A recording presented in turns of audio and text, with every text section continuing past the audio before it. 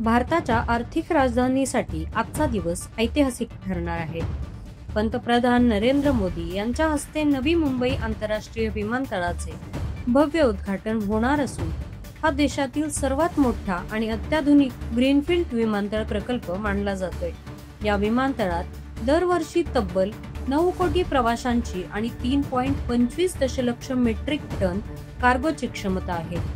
या मेगा प्रकल्पामुळे मुंबई महानगर प्रदेशातील लॉजिस्टिक्स, व्यापार आणि कनेक्टिव्हिटीला नवे बळ मिळणार आहे. त्यासोबतच पंतप्रधान मोदी यांनी मुंबईची पहिली भूमिगत मेट्रो लाईन 3चं देखील उद्घाटन होणार आहे.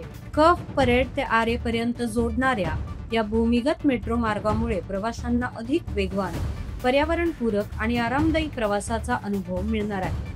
वाहतूक कोंडी कमी करून शहरी प्रवासात नवी क्रांती घडवणारा हा प्रकल्प मुंबईकरांसाठी मोठा दिलासा देणारा ठरणार आहे. हे दोन्ही प्रकल्प एकत्रितपणे मुंबईच्या पायाभूत विकासाच्या नव्या पर्वाची सुरुवात करत आहेत. वेग, शाश्वतता आणि व्यापकतेचा समन्वय साधणारे हे उपक्रम देशाच्या आर्थिक प्रगतीचे नवे प्रतीक ठरत आहे.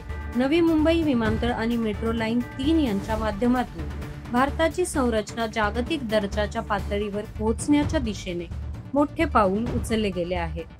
अशाच नवीन घडामोडी पाहण्यासाठी सबस्क्राईब आणि फॉलो करा न्यूज डॉट्सला.